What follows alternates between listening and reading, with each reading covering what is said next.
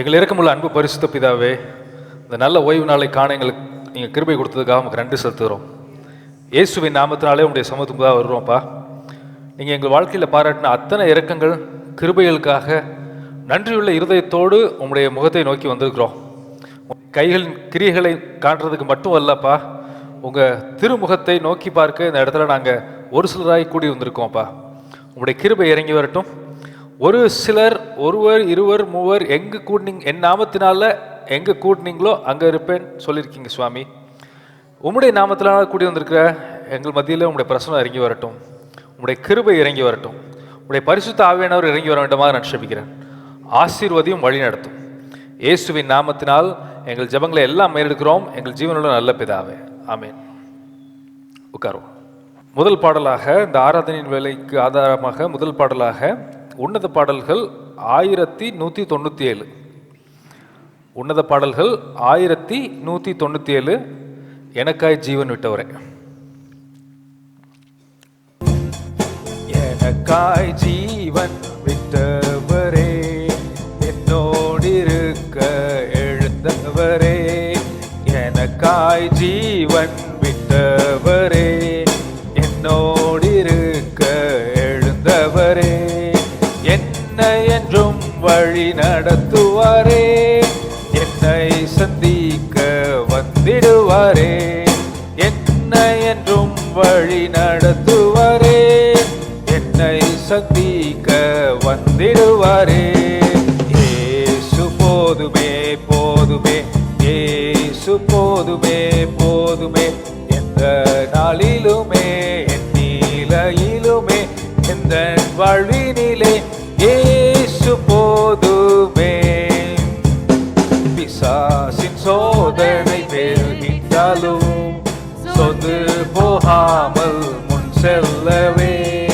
பிசாசின் சோதனை பெருகிட்டாலும் சொந்து போகாமல் முன் செல்லவே. உலகமும் மாமிசமும் மயக்கிட்டாலும் மயங்கிடாமல் முன்னேறவே. உலகமும் மாமிசமும் மயக்கிட்டாலும் மயங்கிடாமல் முன்னேறவே. இயேசு போதுமே போதுமே, இயேசு போதுமே போதுமே. எந்த நாளிலுமே என் நிலையிலுமே எந்த வாழ்வினிலே இயேசு போதுமே. உள்ளுள்ள இடங்களில் மேய்த்திடுவார், அமர்ந்த தண்ணீரண்டை நடத்திடுவார். உள்ளுள்ள இடங்களில் மேய்த்திடுவார், அமர்ந்த தண்ணீரண்டை நடத்திடுவார். ஆத்துமாவை தினம் தேற்றிடுவார், மரண பள்ளத்தாக்கில் காத்திடுவார். ஆத்துமாவை தினம் தேற்றிடுவார், மரண பள்ளத்தாக்கில் காத்திடுவார். இயேசு போதுமே போதுமே, இயேசு போதுமே போதுமே. எந்த நாளிலுமே என் நிலையிலுமே எந்த வாழ்வினிலே இயேசு போதுமே. மனிதர் என்னை கைவிட்டாலும் மாமிசம் அழுகி நாரிட்டாலும். மனிதர் என்னை கைவிட்டாலும் மாமிசம் அழுகி நாரிட்டாலும். ஐஸ்வர்யம் யாவும் அழிந்திட்டாலும் ஆகாதவன் என்று தள்ளிவிட்டாலும். ஐஸ்வர்யம் யாவும் அழிந்திட்டாலும் ஆகாதவன் என்று தள்ளிவிட்டாலும். இயேசு போதுமே போதுமே, இயேசு போதுமே போதுமே. எந்த நாளிலுமே என் நிலையிலுமே எந்த வாழ்வினிலே இயேசு போதுமே. இயேசு போதுமே போதுமே, இயேசு போதுமே போதுமே. எந்த நாளிலுமே என் நிலையிலுமே எந்த வாழ்வினிலே இயேசு போதுமே. அல்லேலூயா. ரெண்டாவது பாடல் நம்ம ஆராதனை வேளையில் ஒர்ஷிப் சாங் வந்து பார்த்திங்கன்னா, நீர் என்னோடு இருக்கும்போது என்னாலும் வெற்றி வெற்றியே. உன்னத பாடல்கள் 1618 பாடல் எடுத்துக்கோங்க. 1618 பாடல். நீர் என்னோடு இருக்கும்போது என்னாலும் வெற்றி வெற்றி. ஆண்டவர் நம்மளோட இருந்தா வெற்றி. இது நம்புறது ஈஸியா? நம்புறது ஈஸியா கஷ்டமா? ஈஸியா? இதுவும் ஆக்சுவலாக ஈஸி. ஆனால் நம்ம அதை என்ன பண்ணிடுவோம்னா கஷ்டமாக நம்மளே மாற்றிடுவோம். அப்போ ஒரு கேள்வி வரும், ஆண்டவருடைய பிள்ளைகள் கஷ்டமே வரது இல்லையா பிரதர், வெற்றி மட்டும்தான் வருதா அப்படின்னு ஒரு கேள்வி வரும். யோசேப்பு ராஜாவை போய் உட்காரணும்னா அங்கே இருக்கிற கிரிமினல்லாம் ஹேண்டில் பண்ணணும். அங்கே இருக்கிற ராஜ தந்திரிகள்லாம் என்ன பண்ணணும்? மேய்க்கணும். அதுக்கு ஒரு ட்ரைனிங் பிளேஸ் தான் ஜெயிலே ஒழிய அவனை அழிக்கிறதுக்கான இடம் டெஃபினட்டாக கிடையாது. சில நேரத்தில் உங்களுக்கு பிடிக்காத விஷயத்தை ஆண்டவர் அளவு பண்ணலாம். ஏன்னா உங்களை கஷ்டப்படுத்தணுங்கிறதுக்காக கிடையாது. நீங்கள் ஃப்யூச்சரில் வர்ற எதிர்காலத்தில் நிறைய விஷயங்கள சாதிக்கணும்னு ஆண்டவர் விரும்புகிறாரு. அந்த சாதனை பண்ணுறதுக்கு ஒரு சில பாடங்கள் நம்மளுக்கு வேணும். வாழ்க்கை பாடங்கிறது நம்மளுக்கு வேணும் இல்லையா? அதனால் சில சூழ்நிலையை அனுமதிக்கிறார். அது உங்களுக்கு தோல்வி கிடையாது. என்னதான் அது? வெற்றிக்காக மாத்திரமே ஆண்டவர் அனுமதிப்பாரே ஒழிய உங்களை தீங்குபடுத்துறதுக்காக ஆண்டவர் அனுமதிக்கிற தேவன் கிடையவே கிடையாது. இதுதான் விசுவாசம். சரிங்களா? ஒரு சில நேரம் நம்மளுக்கு சூழ்நிலை மாறி இருக்க மாதிரி நம்மளுக்கு தெரியலாம். பக்கத்தில் இருக்கவங்களும் அப்படி தான் பேசுவாங்க. ஆனால் நம்ம விசுவாசம் என்னன்னா, என்ன சூழ்நிலை ஆண்டவர் அனுமதிச்சாலும் எதுக்கு தான்?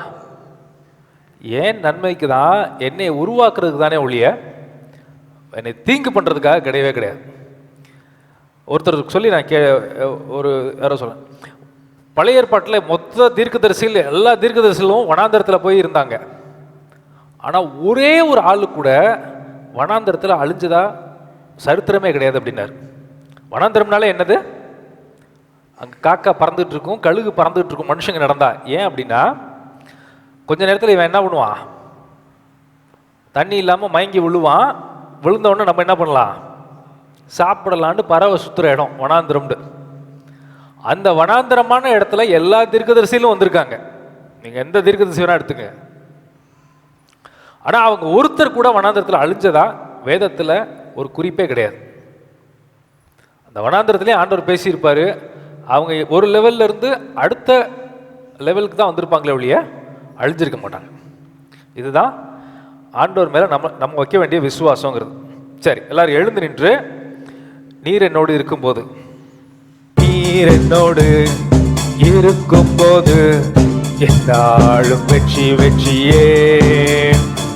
நீர் என்னோடு இருக்கும்போது என்னாலும் வெற்றி வெற்றியே. தோல்வி எனக்கில்லையே, நான் தோற்று போவதில்லையே. தோல்வி எனக்கில்லையே, நான் தோற்று போவதில்லையே. நீர் என்னோடு இருக்கும்போது என்னாலும் வெற்றி வெற்றியே. நீர் என்னோடு இருக்கும்போது என்னாலும் வெற்றி வெற்றியே. மலைகளை தாண்டிடுவேன், படும் பள்ளங்களை கடப்பேன். மலைகளை தாண்டிடுவேன், கடும் பள்ளங்களை கடப்பேன். சதிகளை முறியடிப்பேன், சாத்தானை ஜெயித்திடுவேன். சதிகளை முறியடிப்பேன், சாத்தானை ஜெயித்திடுவேன். அல்லேலூயா அல்லேலூயா அல்லேலூயா அல்லேலூயா அல்லேலூயா அல்லேலூயா அல்லேலூயா அல்லேலூயா. நீர் என்னோடு இருக்கும்போது என்னாலும் வெற்றி வெற்றியே.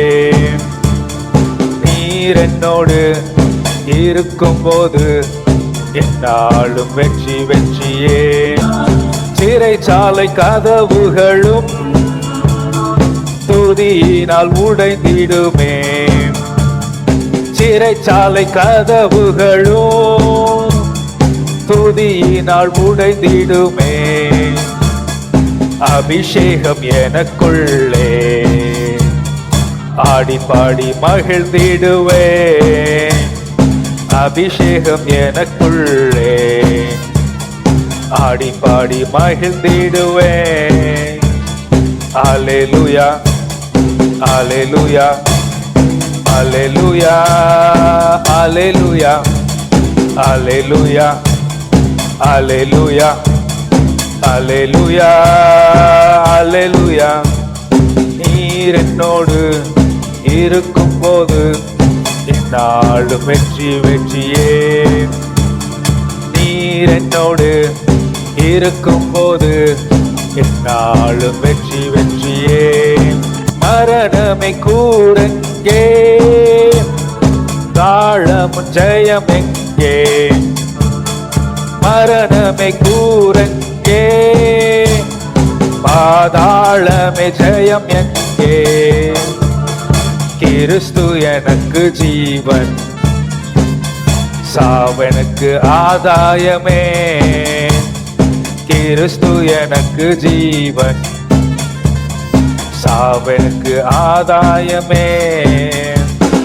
அல்லேலூயா அல்லேலூயா அல்லேலூயா அல்லேலூயா அல்லேலூயா அல்லேலூயா அல்லேலூயா அல்லேலூயா.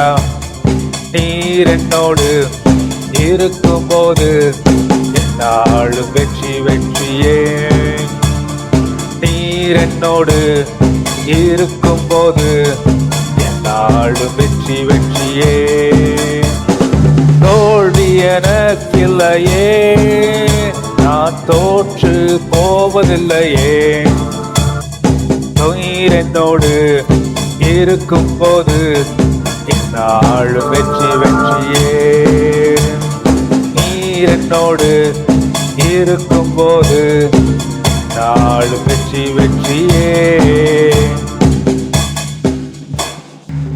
ஆண்டவருடைய சமூகத்தை நோக்கி பார்ப்போம். கண்களை மூடி தேவனை நோக்கி பார்ப்போம். ஆண்டவரே, எங்களுக்கு நீங்க கொடுத்திருக்கிற நல்ல இந்த ஆராதனை வேலைக்காக உம்மை துதிக்கிறோம் அப்பா. இந்த வேலைக்காக உம்மை துதிக்கிறோம் சுவாமி. இங்கே நீங்க அழைத்து கொண்டு வந்திருக்கிற ஒவ்வொருத்தருக்காகவும் உம்மை நாங்கள் துதிக்கிறோம், ஸ்தோத்தரிக்கிறோம், உமக்கு நன்றி செலுத்துகிறோம் அப்பா. எங்களுக்கு நீங்க கொடுத்த கிருபைக்காக உமக்கு நாங்கள் நன்றி செலுத்துகிறோம் தகப்பனே. எத்தனையோ பேருக்கு இந்த ஞாயிற்றுக்கிழமையில உம்முடைய சபைக்கு வருகிற பாக்கியம் இல்லாம போயிருக்கிற சமயத்துல நீங்க இங்க இருக்கிற ஒவ்வொருத்தருக்கும் நீங்க கொடுத்திருக்கிற இந்த பாக்கியத்திற்காக உமக்கு நாங்கள் நன்றி செலுத்துகிறோம் அப்பா. நாங்கள் இதற்கு தகுதியானவர்கள் கிடையாதப்பா. நாங்கள் அதிகமான பாவங்களை செய்திருக்கிறோம் அப்பா. நாங்கள் இந்த இடத்துக்கு வருகிறதற்கு எந்த ஒரு தகுதி எங்களுக்கு கிடையாது சுவாமி. உங்களோட பாதத்தில் வந்து இருக்கிறதற்கு எங்களுக்கு எந்த ஒரு தகுதியும் கிடையாதப்பா. நாங்கள் நிறைய பெருமையினால் நிறைஞ்சிருக்கிறோம் சுவாமி. நிறைய பொருளாசையினால் நிறைஞ்சிருக்கிறோம் அப்பா. பாவத்தினால நிறைஞ்சிருக்கிறோம் சுவாமி. உமக்கு பிடிக்காத நிறைய அருவருப்புகள் எங்ககிட்ட இருக்குதுப்பா. நாங்கள் பெருமை பாராட்டுகிறதற்கு எங்ககிட்ட ஒன்றும் கிடையாது ராஜா. எங்ககிட்ட ஒன்றுமே இல்லை சுவாமி. ஆனாலும் எங்கள் மேலே நீங்கள் வைத்த கிருபைக்காக உமக்கு நாங்கள் நன்றி செலுத்துகிறோம் அப்பா. எங்கள் மேலே நீங்கள் வைத்திருக்கிற கிருபைக்காக உமக்கு நாங்கள் நன்றி செலுத்துகிறோம். நீங்கள் எங்களுக்கு பாராட்டின கிருபைகளுக்காக உமக்கு நாங்கள் நன்றி செலுத்துகிறோம். எல்லாரும் உங்களோட வாய்களை திறந்து, நம்ம இந்த இடத்துல நிற்கிறதுக்கு எந்த அளவும் தகுதி கிடையாது. நம்ம நிற்கிறதுனால நம்ம மற்றவர்களை விட உயர்ந்தவர்கள் கிடையாது. நாங்கள் நிற்பதும் நிர்மூலமாகாமல் இருப்பதும் உங்களோட சுத்த கிருபை சுவாமி. உங்களோட சுத்த கிருபை ராஜா, உங்களோட சுத்த கிருபை சுவாமி. எங்களுக்கு நீங்கள் கொடுத்த நல்ல ஜீவனுக்காகவும் சுகத்திற்காகவும் பலனுக்காகவும் உமக்கு நாங்கள் நன்றி செலுத்துகிறோம் அப்பா. அப்பா, நீங்கள் எங்களுக்கு நல்ல ஜீவனை கொடுத்துருக்குறீங்க.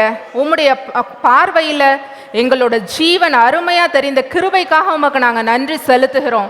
எல்லாம் வாய்களை திறந்து ஆண்டவருக்கு நன்றி செலுத்துவோம். இந்த நேரத்தில் அவர் செய்த நன்மைகளுக்காக நம்ம நன்றி செலுத்துகிற நேரம். இந்த நேரத்தில் நம்ம வாய்களை மூடிக்கொண்டு இருப்போமானால் அது ஆண்டவருக்கு பிரியமாக இருக்காது. இங்க இருக்கிற ஒவ்வொருத்தரும் ஆண்டவருக்கு நம்முடைய பிறந்த நாள் முதல் இந்நாள் வரைக்கும் ஆண்டவர் நமக்கு செய்த நன்மைகளை எண்ணி நன்றி செலுத்துவோம். எத்தனையோ நாட்கள் அப்பா நான் தனிமையா உணர்ந்திருக்கிறேன். எனக்கு உலகத்துல யாருமே இல்லை, எனக்கு கணவன் எனக்கு ஆறுதலா இல்லை, மனைவி எனக்கு ஆறுதலா இல்லை, பெற்றோர் எனக்கு ஆறுதலா இல்லை, எனக்கு கூட இருக்கிறவங்க யாரும் என்னை புரிந்து கொள்ளலை அப்படின்னு நான் நிறைய நேரத்துல தனிமையா ஃபீல் பண்ணியிருக்கிறேன்ப்பா. ஆனா கூட நீங்க அந்த இடத்துல எல்லா நேரத்திலையும் என் கூடவே இருந்து என்னை வழி நடத்துனீங்க. அந்த கிருபைக்காக உமக்கு நான் நன்றி செலுத்துகிறேன் ராஜா. அந்த கிருபைக்காக உமக்கு நாங்கள் நன்றி செலுத்துகிறோம் அப்பா. எங்களுக்கு நிறைய பலவீனங்கள் வந்ததப்பா. அதிகமான பலவீனங்களின் பாதைகளில் இங்கே இருக்கிற ஒவ்வொருத்தரும் கடந்து சென்றிருக்கிறோம் அப்பா. ஆனால் அந்த நேரத்தில் எல்லா நேரத்திலையும் உங்களோட கிருபையின் கரம், உங்களோட வலது கரம் எங்களை தாங்கி எங்களை வழி நடத்தி இம்மட்டும் நடத்தி கொண்டு வந்த கிருபைக்காக உமக்கு நாங்கள் நன்றி செலுத்துகிறோம் ராஜா.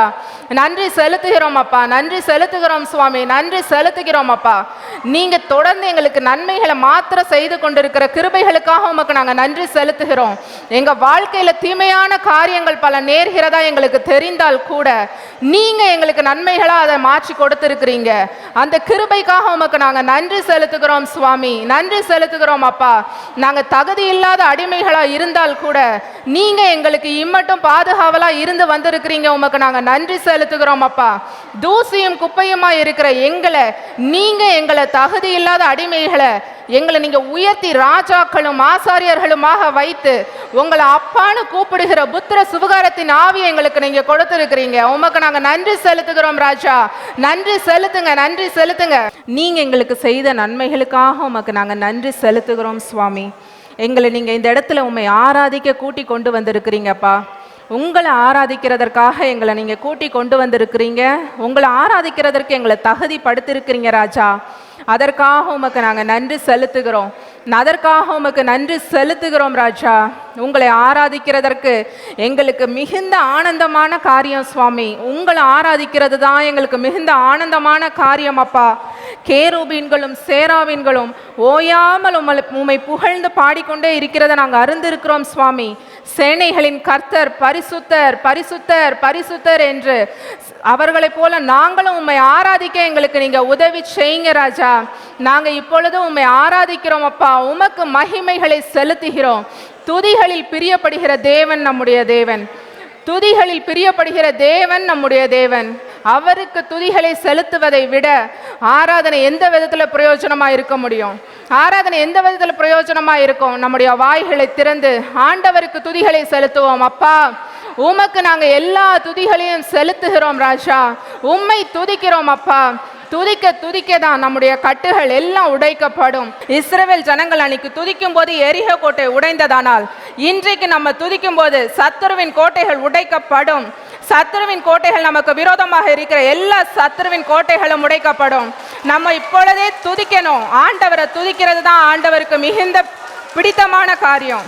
நம்ம வாய்களை திறந்து ஆண்டவரே உம்மை நாங்கள் துதிக்கிறோம். பவுலும் சீலாவும் துதிக்க போது அவர்களுடைய கட்டுகள் உடைக்கப்பட்டது. இப்பொழுது நம்ம துதிக்கிற இந்த நேரத்தில் நம்முடைய கட்டுகள் உடைக்கப்படுகிறதற்காக ஆண்டவரை துதிப்போம். நம்முடைய கட்டுகள் உடைக்கப்படுகிறதற்காக ஆண்டவரை துதிப்போம். எல்லா மகிமைக்கும் பாத்திரர் ஆண்டவர் ஒருவர் மாத்திரம்தான். துதிகளின் பாத்திரரே உம்மை நாங்கள் துதிக்கிறோம், ஸ்தோத்தரிக்கிறோம், உமக்கு நன்றி செலுத்துகிறோம், உங்களை ஆராதிக்கிறோம் சுவாமி. இந்த நேரத்தில் எங்களோட துதி பலிகளை உமக்கு செலுத்துகிறோம் அப்பா. சுகந்த வாசனையாக எங்களுடைய துதி பலிகளை உமக்கு செலுத்துகிறோம் அப்பா. துதிகளை உமக்கு செலுத்துகிறோம் அப்பா. ஆராதனைக்கு பாத்திரரே உமக்கு நாங்கள் துதிகளை செலுத்துகிறோம். உம்மை ஆராதிக்கிறோம் ராஜா. உம்மை ஆராதிக்கிறோம் அப்பா. பூட்டக்கூடாதபடி திறக்கிற தேவனே உம்மை நாங்கள் துதிக்கிறோம். எபெனேசரே இம்மட்டும் எங்களை நடத்தி வந்த தேவனே உம்மை நாங்கள் துதிக்கிறோம் அப்பா.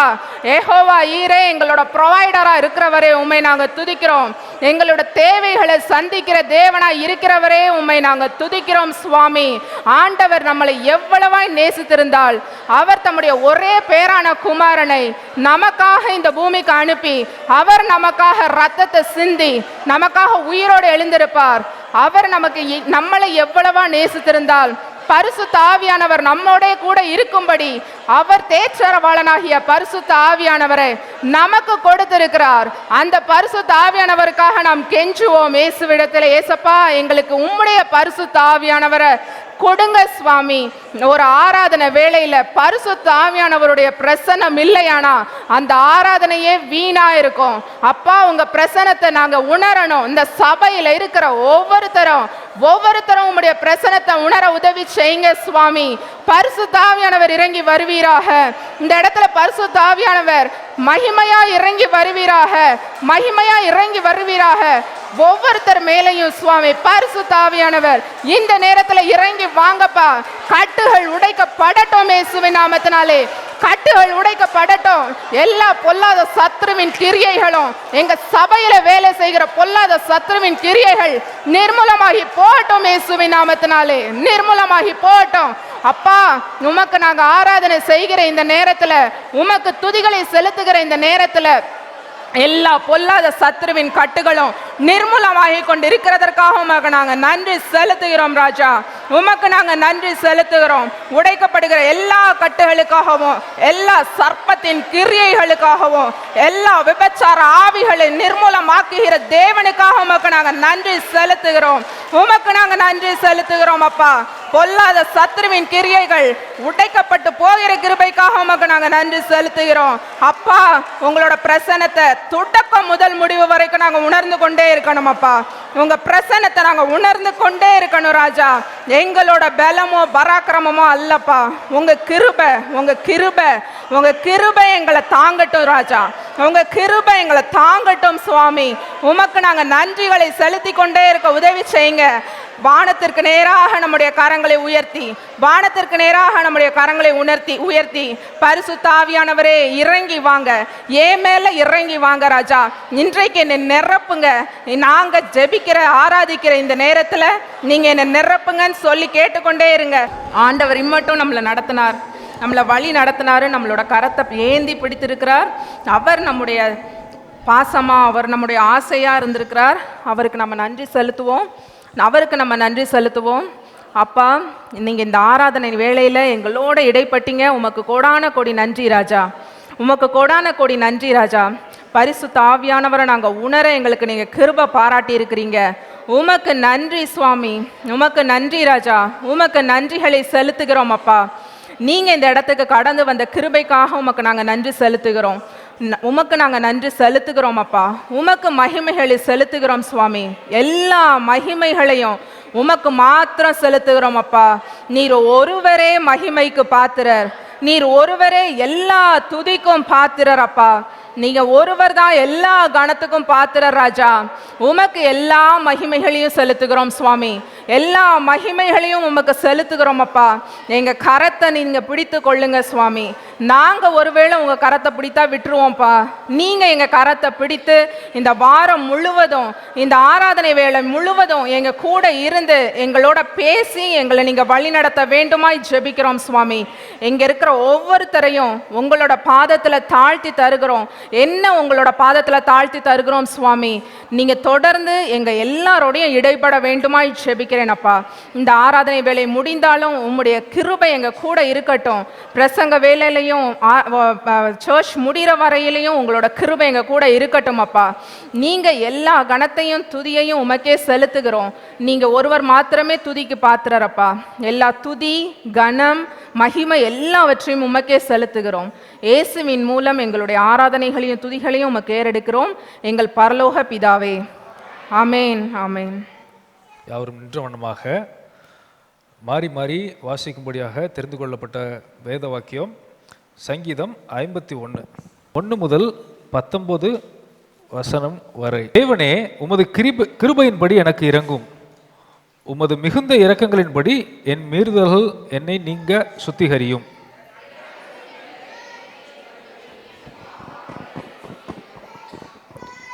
என் மீறுதல்களை நான் அறிந்திருக்கிறேன், என் பாவம் எப்பொழுதும் எனக்கு முன்பதாக நிற்கிறது. தேவரீர் ஒருவருக்கே விரோதமாக நான் பாவம் செய்து உமது கண்களுக்கு முன்பாக பொல்லாங்கானதை நடப்பித்தேன். நீர் பேசும்போது உம்முடைய நீதி விளங்கவும், நீ நியாயம் தீர்க்கும் போது உம்முடைய பரிசுத்தம் விளங்கவும் இதை அறிக்கையிடுகிறேன். இதோ நான் துர்க்குணத்தில் உருவானேன், என் தாய் என்னை பாவத்தில் கர்ப்பம் தரித்தாள். இதோ உள்ளத்தில் உண்மையா இருக்க விரும்புகிறீர், அந்த கரணத்தில் ஞானத்தை எனக்கு தெரியப்படுத்துவீர். நீர் என்னை ஈசோப்பினால் சுத்திகரியும், அப்பொழுது நான் சுத்தமாவேன். என்னை கழுவி அருளும், அப்பொழுது நான் உறைந்த மழையிலும் வெண்மையாவேன். நான் சந்தோஷமும் மகிழ்ச்சியும் கேட்கும்படி செய்யும். அப்பொழுது நீ நொறுக்கின எலும்புகள் களி கூறும். என் பாவங்களை பாராதபடிக்கு நீர் உமது முகத்தை மறைத்து என் அக்கிரமங்களை எல்லாம் நீங்கியருளும். தேவனே, சுத்த இருதயத்தை என்னில் சிருஷ்டியும், நிலைவரமான ஆவியை என் உள்ளத்திலே புதுப்பியும். உமது சமூகத்தை விட்டு என்னை தள்ளாமலும் உம்முடைய பரிசுத்த ஆவியை என்னிடத்திலிருந்து எடுத்துக்கொள்ளாமலும் இரும். உமது இரட்சணியத்தின் சந்தோஷத்தை திரும்பவும் எனக்கு தந்து உற்சாகமான ஆவி என்னை தாங்கும்படி செய்யும். அப்பொழுது பாதகருக்கு உம்முடைய வழியை உபதேசிப்பேன், பாவிகள் உம்மிடத்தில் மனம் திரும்புவார்கள். தேவனே, என்னை ரட்சிக்கும் தேவனே, இரத்த பலிகளுக்கு என்னை நீங்களாக்கிவிடும். அப்பொழுது என் நாவு உம்முடைய நீதியை கம்பீரமாய் பாடும். ஆண்டவரே, என் உதடுகளை திறந்தருளும், அப்பொழுது என் வாய் உம்முடைய புகழை அறிவிக்கும். பலியை நீர் விரும்புகிறதில்லை, விரும்பினால் செலுத்துவேன். தகன பலியும் உமக்கு பிரியமானதல்ல. தேவனுக்கு ஏற்கும் பலிகள் நொறுங்குண்ட ஆவிதான். தேவனே, நொறுங்குண்டதும் நறுங்குண்டதுமான இருதயத்தை நீர் புறக்கணியீர். சீயோனுக்கு உமது பிரியத்தின்படி நன்மை செய்யும். எருசலேமின் மதில்களை கட்டுவீராக. அப்பொழுது தகன பலியும் சர்வாக தகன பலியுமாகிய நீதி பலிகளில் பிரியப்படுவீர். அப்பொழுது உம்முடைய பீடத்தின் மேல் காளைகளை பலியிடுவார்கள். பிதாவுக்கும் குமாரனுக்கும் பரிசுத்த ஆவியுக்கும் மகிமை உண்டாவதாக. ஆமேன். நாம் யாரும் முழங்கால் படிட்டு கர்த்தருடைய ஜெபத்தை சொல்லுவோம். பரமண்டலில் இருக்கிற எங்கள் பிதாவே, உம்முடைய நாமம் பரிசுத்தப்படுவதாக, உம்முடைய ராஜ்யம் வருவதாக, உம்முடைய சித்தம் பரமண்டலே செய்யப்படுவது போல பூமியிலேயும் செய்யப்படுவதாக.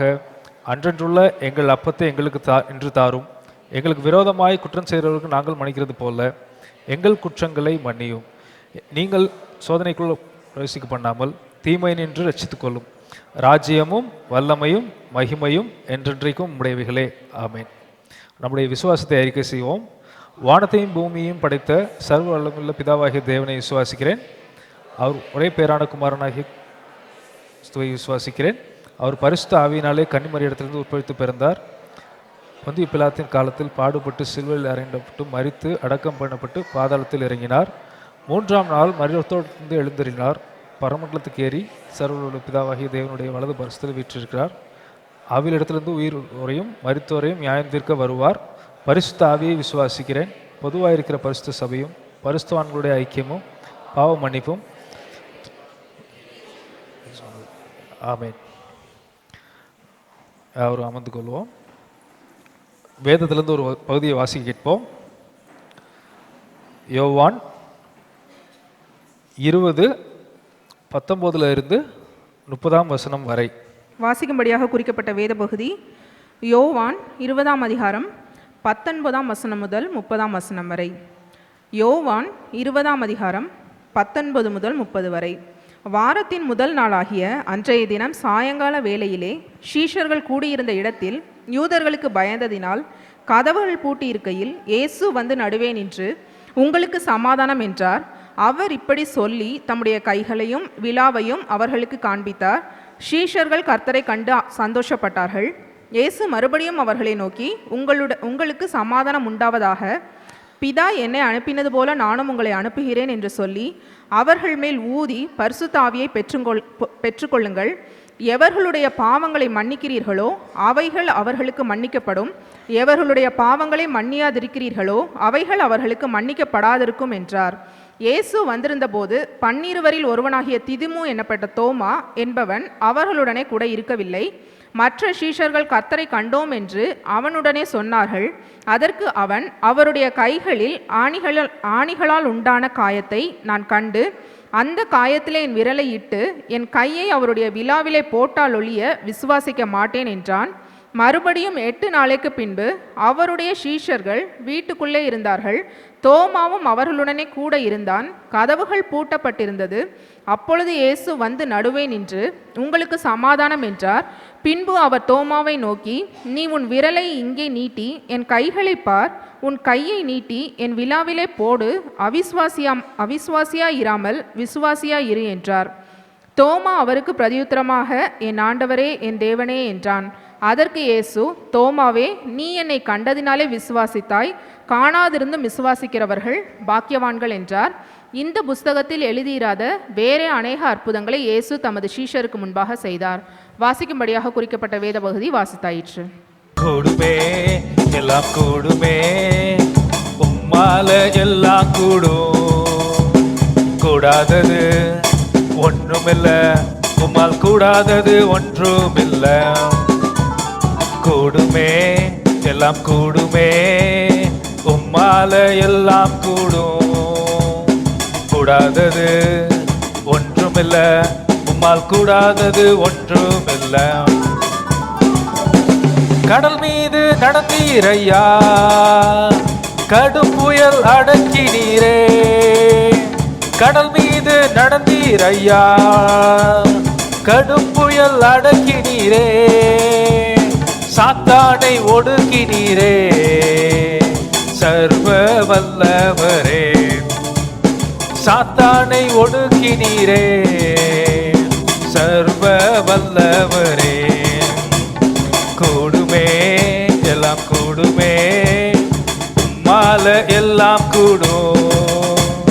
கூடாதது ஒன்றுமில்ல, உம்மால் கூடாதது ஒன்றுமில்ல. செங்கடல் உம்மை கண்டு ஓட்டம் பிடித்தது ஏன்? செங்கடல் உம்மை கண்டு ஓட்டம் பிடித்தது ஏன்? யோர்தான் உம்மை கண்டு பின்னோக்கி சென்றது ஏன்? யோர்தான் உம்மை கண்டு பின்னோக்கி சென்றது ஏன்? கூடுமே, எல்லாம் கூடுமே, உம்மால எல்லாம் கூடும். கூடாதது ஒன்றுமில்ல, உம்மால் கூடாதது ஒன்றுமில்ல. மரித்து உயிர்த்தீரையா, மரணத்தை ஜெயித்தீரையா. மரித்து உயிர்த்தீரையா, மரணத்தை ஜெயித்தீரையா. மறுபடி வருவீரையா, ஒரு மாற்றம் தருவீரையா. மறுபடி வருவீரையா, ஒரு மாற்றம் தருவீரையா. கூடுமே, எல்லாம் கூடுமே, மால எல்லாம் கூடும். கூடாதது ஒன்றுமில்ல, உம்மால் கூடாதது ஒன்றுமில்ல. உம் நாமம் சொன்னால் போதும், பேய்கள் ஓடுதையா. உம் நாமம் சொன்னால் போதும், பேய்கள் ஓடுதையா. உம் பேரால் கை நீட்டினார், நோய்கள் மறையுதையா. உம் பேரால் கை நீட்டினார், நோய்கள் மறையுதையா. கூடுமே, எல்லாம் கூடுமே, உம்மால எல்லாம் கூடும். கூடாதது ஒன்றுமில்ல, உம்மால் கூடாதது ஒன்றுமில்ல. கூடுமே, எல்லாம் கூடுமே, உம்மால எல்லாம் கூடும். கூடாதது ஒன்றுமில்ல, உம்மால் கூடாதது ஒன்றுமில்ல. அல்லேலூயா. சத்தம் கேட்கல. Hallelujah, hallelujah. Very good, okay. சரி, இன்னைக்கு நம்ம செய்தியினுடைய தலைப்பு விசுவாசமும் விசுவாசத்தினாலும் ஆவியினாலும் இயக்கப்படும் வாழ்க்கை.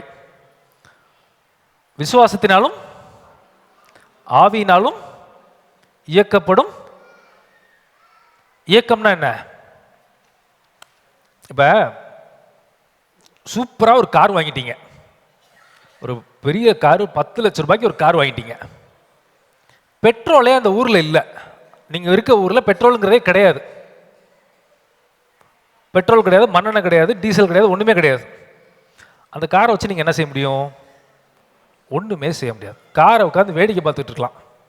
அப்படி சின்ன குழந்தை இருந்ததுன்னா அதில் ஏறி ஸ்டேரிங் அப்படியே ஆட்டும், அது இல்லாட்டி இந்த கியரை பிடிச்சி இப்படி ஆட்டும், இப்படி விளாண்டுட்டு இருக்கலாம். அந்த கார் இயங்குமான்னு கேட்டால் இயங்காது. ஸோ ஒரு வாழ்க்கை அது எதனால் இயக்கப்படணும் அப்படின்னா விசுவாசத்தினாலும் ஆவியினாலும் இயக்கப்படணும். அதான் ஒரு கிறிஸ்தவ வாழ்க்கை.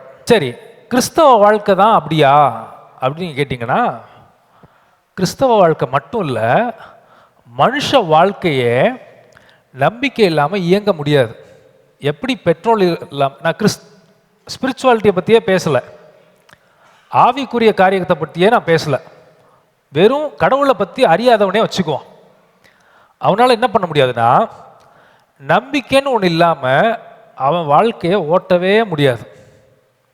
அவன் ஆண்டவரை நம்புகிறான், நம்பாமல் இருக்கான், அதுக்குள்ளெல்லாம் நான் போகல. நம்பிக்கைங்கிற ஒரு விஷயம் இல்லைன்னா, எப்படி பெட்ரோல் இல்லாமல் எத்தனை லட்ச ரூபாய் காராக இருந்தாலும் அதால் இயங்க முடியாதோ, அது மாதிரி மனுஷ வாழ்க்கை நம்பிக்கைங்கிற ஒரு விஷயம் இல்லாமல் இயங்க முடியாது. அவன் கடவுளை நம்பலாம், நம்பாமலும் இருக்கலாம். எல்லோரும் இங்கே உட்காந்துருக்கீங்க. இது மேலே இருக்க ஃபேனு எப்படி ஒரு 10 கிலோ இருக்கும், 10 அடி உயரத்தில் இருக்குது. ஃபேனு மண்டையில் வந்து விழுந்துச்சுன்னா, இப்போ உங்கள் மனசு யோசிக்குது, ஃபேன் வந்து விழுந்துச்சுன்னா கண்டிப்பாக தூங்க மாட்டீங்க. அப்படி யோசிச்சா வீட்டுக்கு வந்து கதவு பெல் அடிக்கிறார் ஒருத்தர், டிங்கு டிங்கு டிங்கு டிங்குன்னு அடிக்கிறாரு. நீங்கள் என்ன பண்ணுவீங்க? எவனும் கொலைகாரன் இருக்க மாட்டாங்கிற நம்பிக்கையில் தான் நீங்கள் என்ன தெரியுமா பண்ணுவீங்க? கதவை திறப்பீங்க. அவனை இன்னும் நீங்கள் பார்க்கல, யாருன்னு உங்களுக்கு தெரியாது.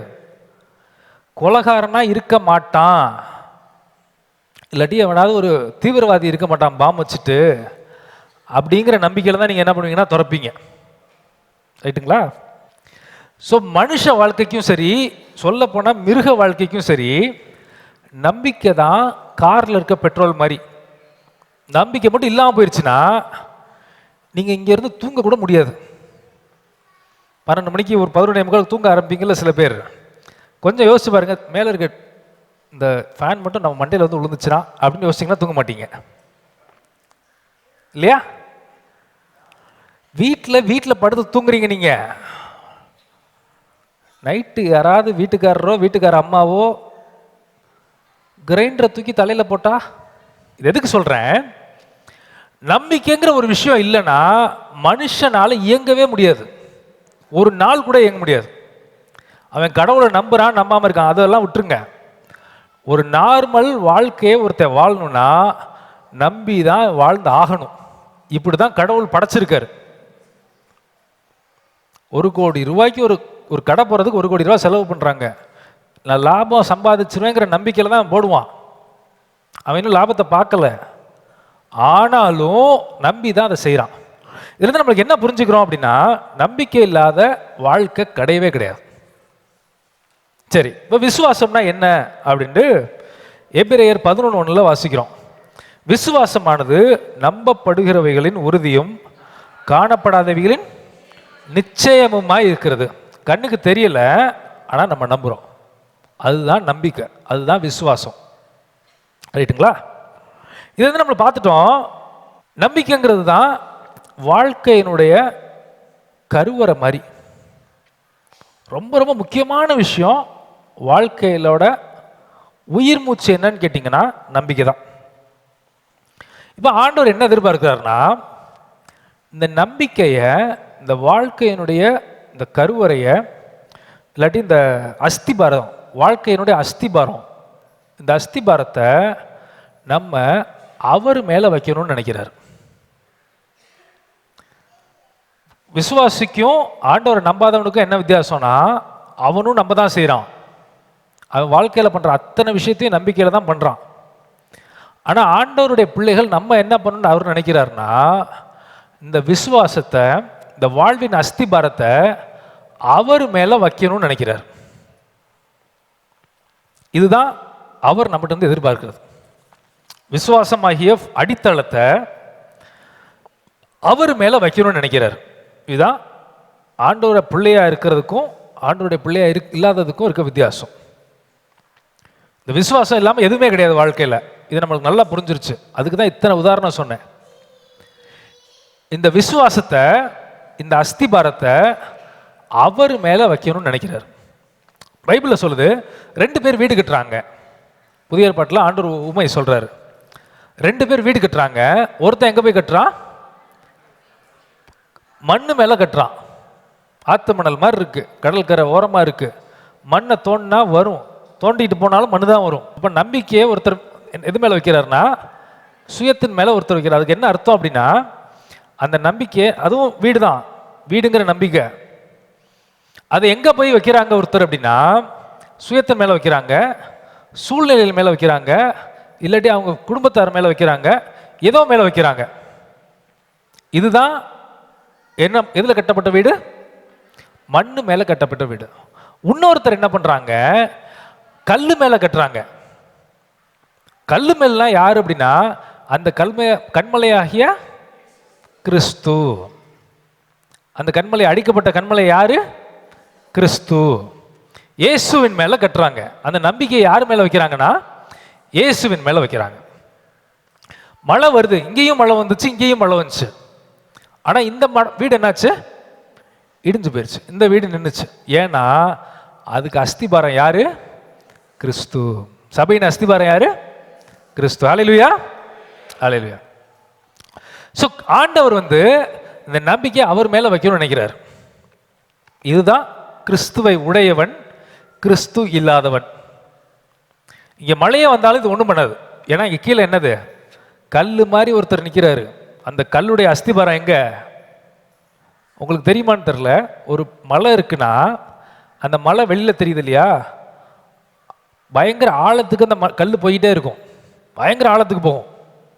அங்கேருந்து மலை உருவாகும். மேலே ஒரு 100 அடி உயரம் இருக்குன்னா கீழே ஒரு 50 அடி 60 அடிக்கு ஆழத்தில் கல் இருக்கும். அதான் மலை.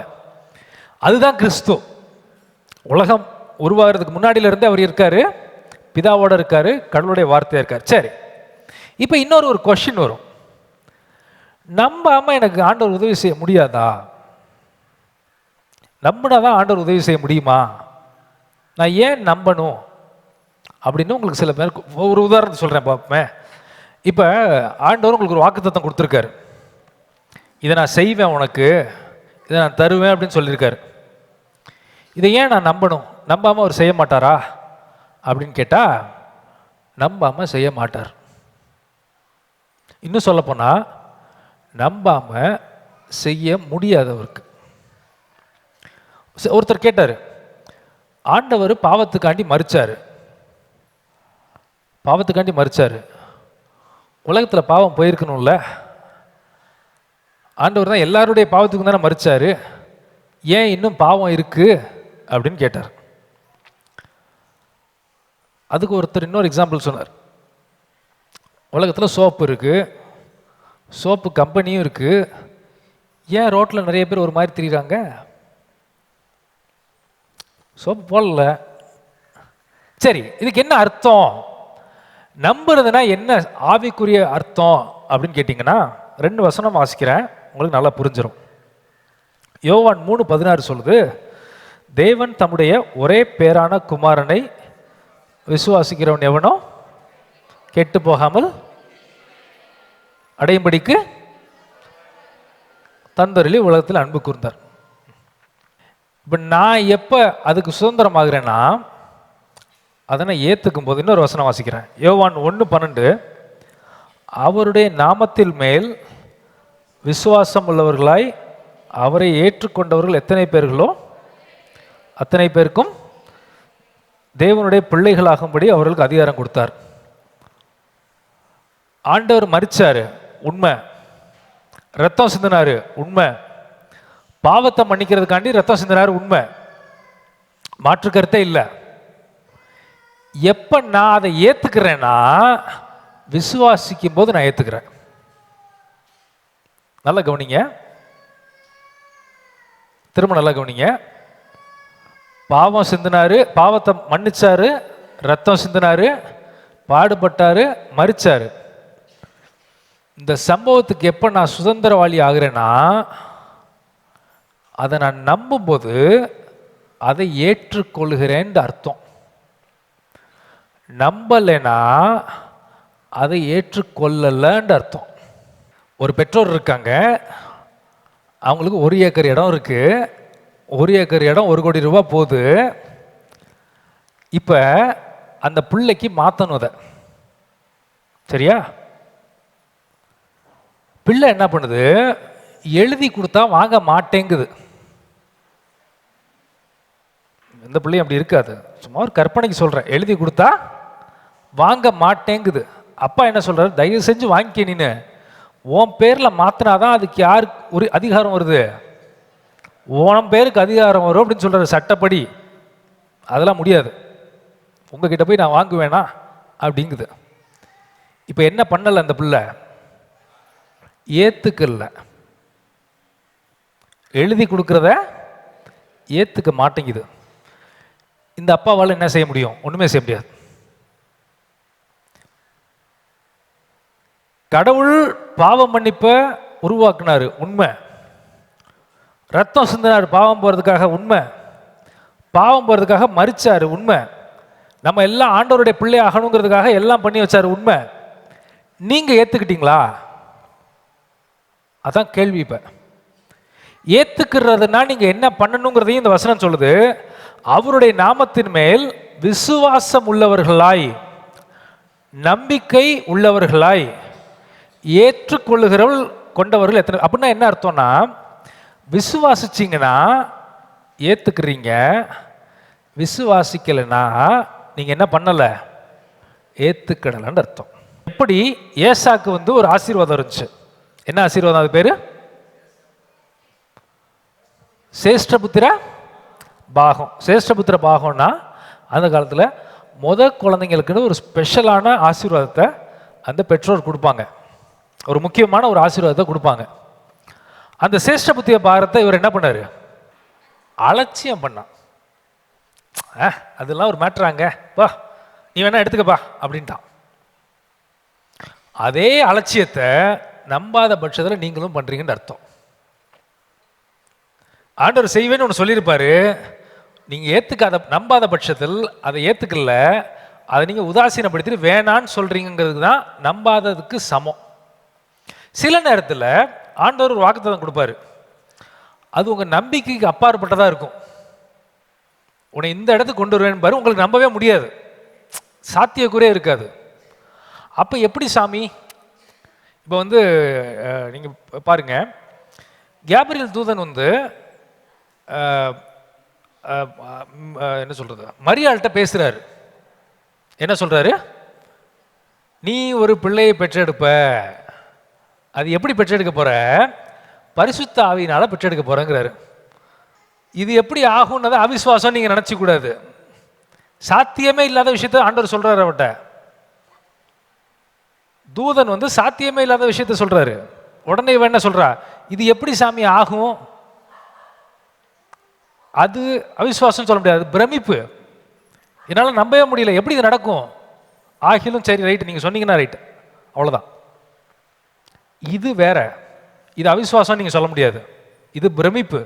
நம்மளால புரிஞ்சுக்க முடியல எப்படி நடக்கும், அது வேற. ஆனா நம்ம புத்தி சில நேரம் என்ன யோசிக்கணும், எங்க செஞ்சு காமிங்க நான் நம்புறேன் அப்படிங்கும். அது திமிரு. அது பேர் என்னது, அவிசுவாசத்திலையும் ஒரு திமிர் பிடிச்ச அவிசுவாசம் இருக்கு. என்னது, எங்க செஞ்சு காமிங்க பார்த்துருவோம் நீங்க எப்படி செய்றீங்கன்னு. அது திமிரு, அது பெருமை.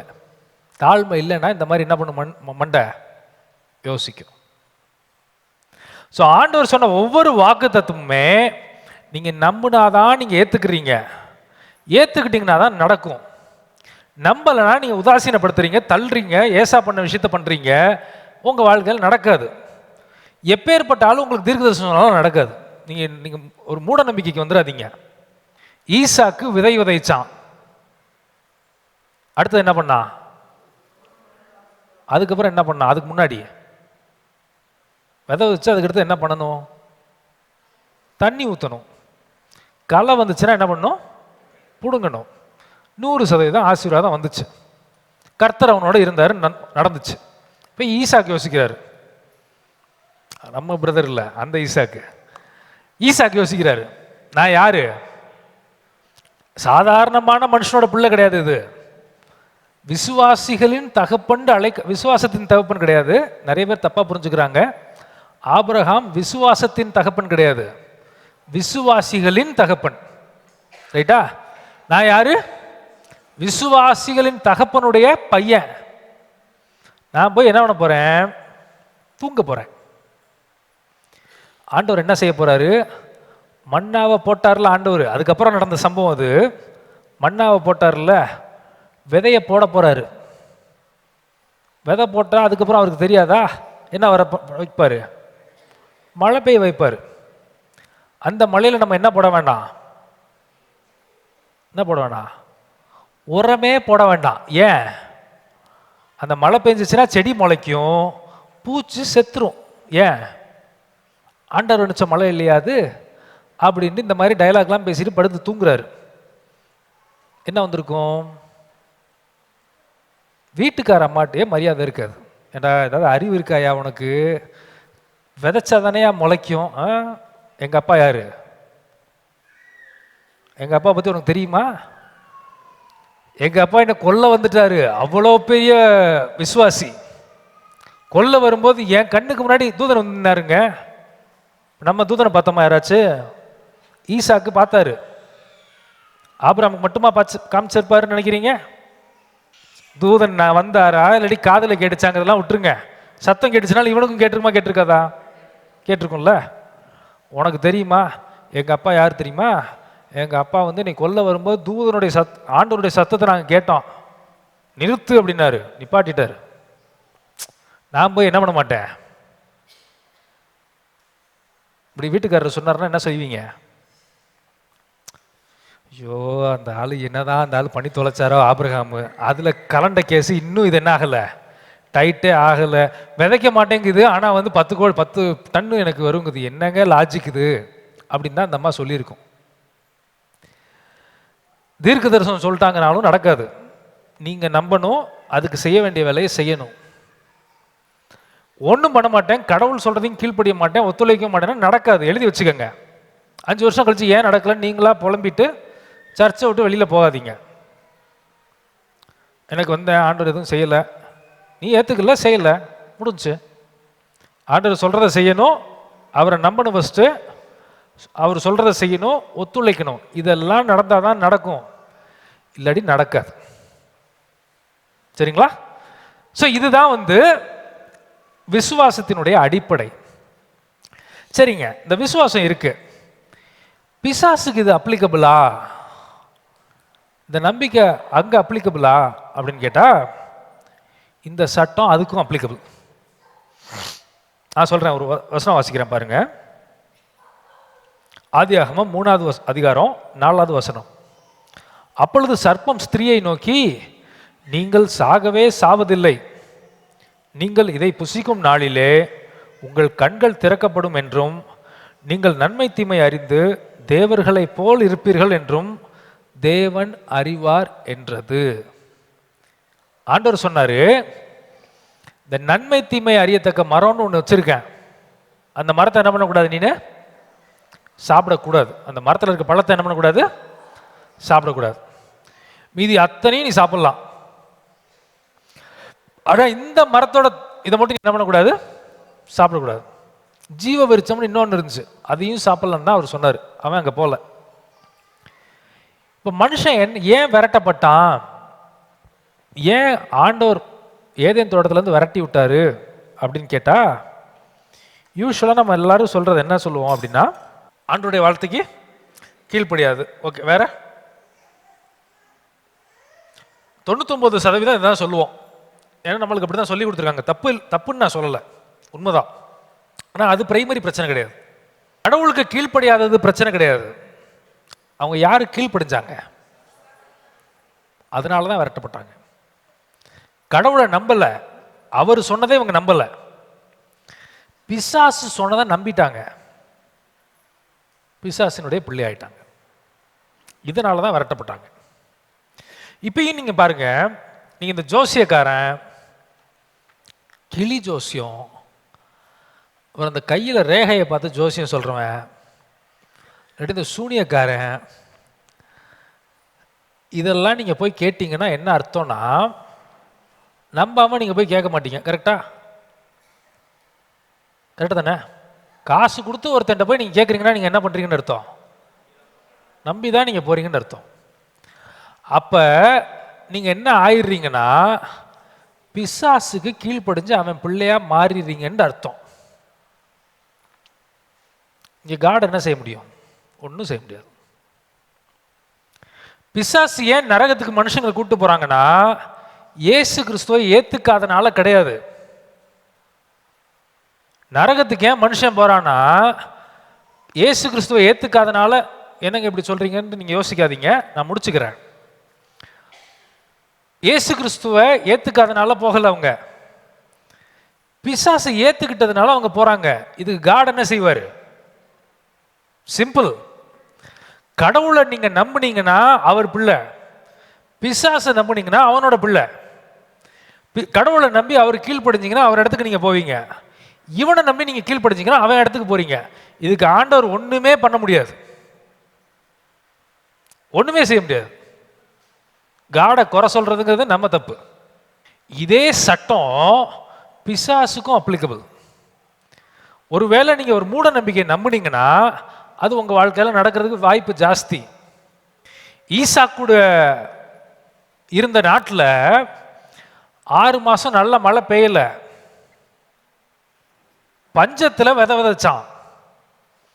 கர்த்தர் கூட இருந்தாரு. அவனுக்கு என்ன நம்பிக்கை தெரியுமா? என்ன நம்பிக்கை? ஊர்ல பஞ்சம் இருக்கட்டும், ஊர்ல பஞ்சம் இருக்கு, உண்மை இல்லைன்னு சொல்ல, இருக்கு. ஆனா என்னோட யார் இருக்கா? ஆண்டவர் இருக்கார். நான் விதைச்சானா என்ன வரும்? 10 மடங்காச்சு வரும். ஆனா அவனுக்கு வந்தது எத்தனை? 100% இல்ல, 100 மடங்கு. 100% எத்தனை? ஒரு மூடை விதைச்சு 2 மூடை அறுத்தீங்கன்னா அது என்ன, எத்தனை சதவீதம்? 100%. ஒரு மூடை விதைச்சு 100 மூட்டை அறுத்தீங்கன்னா அது எத்தனை? 100 மடங்கு ஆசீர்வாதத்தை பெற்றுக்கொண்டான். ஆண்டவரை நம்புனா அதுக்கு செய்ய வேண்டியதை செஞ்சான், 100 ஆசீர்வாதத்தை பெற்றுக்கொண்டான். இப்ப பிசாசு வந்து பேசிப்ப, ஏண்டா ஊர்ல இருக்கிறது பூரா பஞ்சம், நீ மட்டும் விதைச்சின்னா வந்துருமா அப்படிங்கிற வார்த்தையை நம்பி இருந்தான்னு வச்சுக்கங்களேன், அவனுக்கு என்ன வந்திருக்குன்னா பயம் வந்திருக்கும். அதை நம்பவே இல்லை அவன். நான் விதைச்சேன், என்னோட யார் இருக்கா? ஆண்டவர் இருக்காரு. நான் விதைச்சா 10 மடங்காச்சு வரும் நம்புனா, அட்லீஸ்ட் 10 மடங்காவது வந்திருக்கும் அவன் நம்புனா, அவனுக்கு எத்தனை கொடுத்தார் ஆண்டவர்? ஹல்லேலூயா. இதுதான் விசுவாசத்தினுடைய அடித்தளம். நம்புனீங்கன்னா அதை ஏத்துக்கிறீங்க, நம்ப மாட்டேன்னீங்கன்னா அதை ஏத்துக்காம இருக்கீங்கன்றதை விட அதை மறுத்து தள்ளி உதாசீனப்படுத்தி அனுப்பிச்சிருக்கீங்கன்னு அர்த்தம். விசுவாசம் தான், நம்பிக்கை தான் ஆவியின் மொழி அப்படின்னு சொல்றாங்க. ஆவிக்குரிய மொழி அப்படின்னா அதுதான் விசுவாசம் சொல்றாங்க. ஒரு உதாரணம் சொல்றேன். ஒரு பெண் இருக்கா, இயேசு கிறிஸ்து உயிரோடு இருக்கும்போது ஒரு அம்மா இருக்காங்க. அந்த அம்மாவுக்கு என்னன்னா உதிரப்போக்கு பிரச்சனை இருக்கு.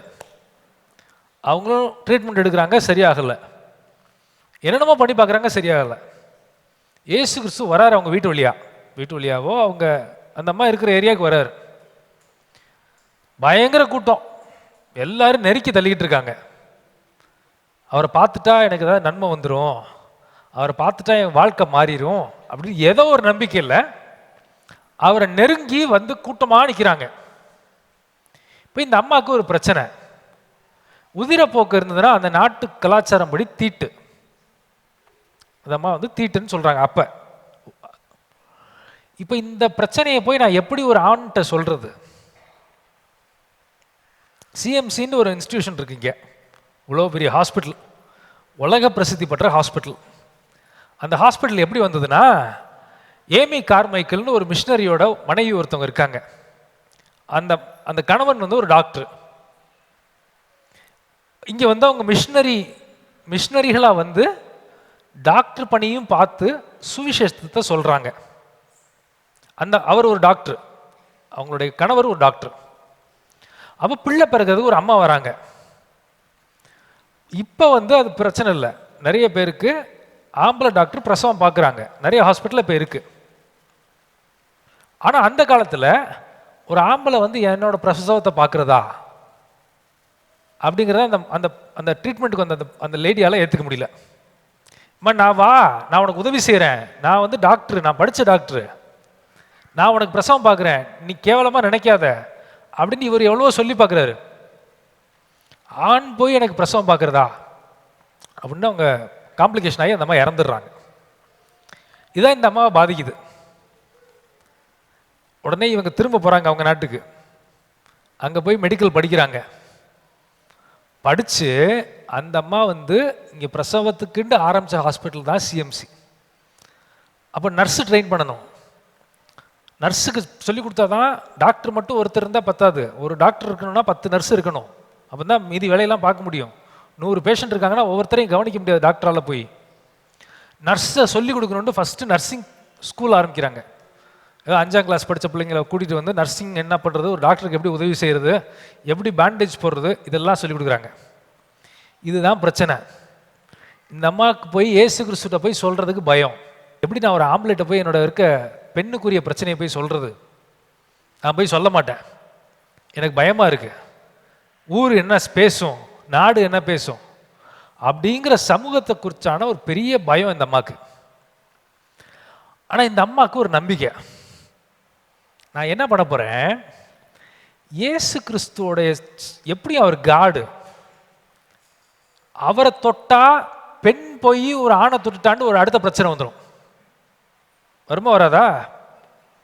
ஒரு பெண் போய் ஆம்பளை தொட்டுட்டா என்னை மோசமாக கல்லெறிஞ்ச கூட செய்வாங்க இந்த ஜனம்.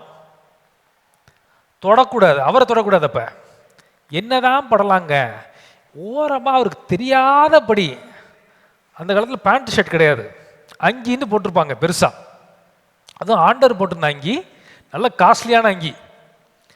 அந்த அங்கியை போய் கூட நான் தொடமாட்டேன், ஓரத்தை நான் தொட்டேன்னா சரியாயிருவேன். எப்படியும் அவர் ஆண்டவர் இல்லை, அவர் மேலே இருக்கிற வல்லமை அந்த அங்கி மேலே கொஞ்சம் இருக்காதா? அவர் தொட்டா சரியாகும், உண்மை. ஆனால் தொட முடியாது. அவர் என் பேரை சொல்லி நான் பிரச்சனையை போய் சொன்னால் சரியாகும், ஆனால் என்னோட இருக்க பிரச்சனையை நான் போய் சொல்ல முடியாதுங்க. எனக்கு ஒரே ஒரு வாய்ப்பு, எப்படியாவது தெரியாமல் போய் அந்த அங்கியோட ஓரத்தை மட்டும் நான் தொட்டுட்டா சரியாயிரும். அதான் அந்த அம்மாவோட விசுவாசம். போய் தொடுறா, டக்குன்னு ஏதோ நடக்குது உடம்புல. ஆண்டவர் கேட்குறாரு, இது எங்கே இருக்குன்னா லூக்காவில் இருக்கும், நான் மத்தேயுவில் வாசிக்கிறேன், மத்தேயுவில் அந்த இதில் இல்லை, யார் என்னை தொட்டதுன்னு இன்னொரு இடத்துல கேட்பார். மத்தேயுவில் வாசிக்கிறேன் 9:22. இயேசு திரும்பி அவளை பார்த்து, மகளே திடன்கொள், உன் விசுவாசம் உன்னை ரட்சித்தது, அந்நேரம் முதல் அந்த ஸ்திரீ சொஸ்தமானாள். இப்ப இவ போய் பேசினாளா? பேசல. ஆண்டவர்கிட்ட போய் கேட்டு சரியாச்சா? இல்லை. ஆனா இவ பேசினதை அவருக்கு புரிஞ்சிச்சு. தன்னையும் அறியாம அவர் மேல இருந்து வல்லமை புறப்பட்டு போகுது. அப்படின்னா என்னன்னா, விசுவாசம், அதாவது நம்பிக்கை, ஆவிக்குரிய மண்டலத்தின் மொழி. நீங்க நம்புனீங்கன்னா ஆண்டவருக்கு புரியும், நீங்க நம்பலங்கிறதும் அவருக்கு என்ன பண்ணும்? புரியும். நீங்க நம்புனீங்கன்னா ஆண்டவர்கிட்ட இருந்து வல்லமை வர்றது ரொம்ப எளிது. ஆவிக்குரிய மண்டலத்தின் மொழி விசுவாசம் அல்லது நம்பிக்கையே. நம்ம மறக்கவே கூடாது. அடுத்தது ஆண்டவர் சொல்றாரு, தோமா வந்து ஆண்டவர் உயிரோட வந்துடுறாரு. இப்ப ஆண்டவர் என்ன பண்ணிடுறாரு? உயிரோட வந்துடுறாரு. வந்த உடனே எல்லாரும் பயங்கர சந்தோஷமாயிடுறாங்க. அப்ப யார் இல்லைன்னா, தோமா மட்டும் அந்த ஏரியாவில் இல்லை, வெளில போயிருக்காரு. மீதி சீஷர்கள்லாம் சொல்றாங்க, ஏய் தோமா, உனக்கு தெரியுமா ஆண்டவர் நேரம் வந்து நின்னாருப்பா, நாங்கள் எல்லாம் சாக பயந்துகிட்டு இருக்கிறோம், திடீர்னு வந்து நிற்கிறாரு. யாரு? எங்க அப்பா வந்து நிற்கிறாரு. உங்களுக்கெல்லாம் பயங்கர உயிர் மிச்சியே வந்து போன வாரம் அதான் பேசினேன். தோமா கிட்ட வந்து சொல்றாரு, தோமா கிட்ட வந்து சொல்றாங்க, தோமா உனக்கு தெரியுமா ஆண்டவர் உயிரோட வந்துட்டாருப்பா, நாங்கள் எல்லாரும் அவரை பார்த்தோம். ஏய் பையா, அவன் என்ன சொல்றான்? இதுல என்ன கூத்துனா, இந்த அம்மாட்ட இருந்த விசுவாசம் கூட இவங்க ஒருத்தண்ட கூட கிடையாது. இந்த அம்மா என்ன நம்பினுச்சு? வஸ்திர தொட்டா சரியாயிரும்ன்றுச்சு. இவங்க இந்த 12 பேர் எத்தனை வருஷம் இவங்களோட கூட இருக்காங்க?